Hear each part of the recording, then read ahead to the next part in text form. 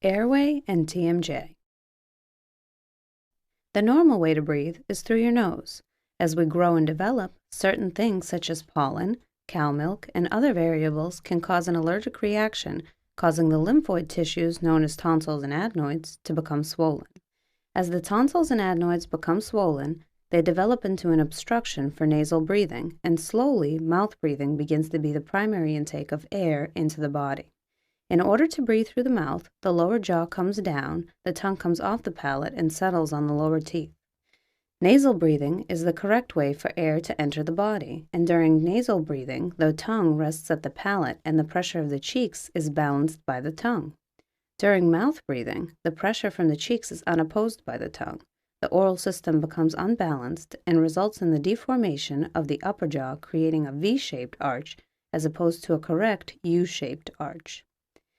This also produces an incorrect swallowing function. Upon swallowing, the tongue rests on the lateral teeth, hindering normal tooth eruption, causing a lateral tongue thrust.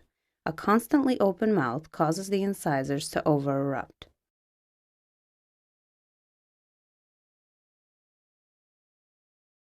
The result is a deformation of the lower arch known as the bicuspid drop-off. The result of this deformation of the upper and lower arches is the presence of premature contacts upon closing, which shift the lower jaw distally off of the physiologic trajectory. The narrowing of the upper arch pushes the lower jaw back.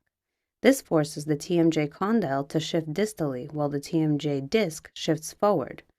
Upon opening, the disc can shift onto the condyle to restore the TMJ's correct position, reduction of the disc, and then shift back to an incorrect forward position upon closing. This is what causes a reciprocal click. In addition, the muscles could be in a state of hypertonus or spasm, which can result in tension headaches. An incorrect position of the lower jaw can result in parafunctional activity of the muscles, such as clenching and grinding. Over time, grinding can result in severely worn-down teeth. As a result, the teeth become even shorter, the lower jaw shifts distally even further, and the vertical of the bite decreases. In time, joint degeneration occurs.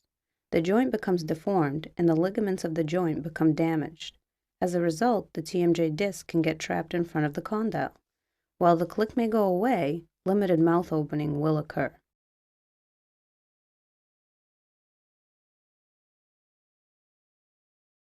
A distally shifted jaw and tongue positions result in even further restriction of the airway.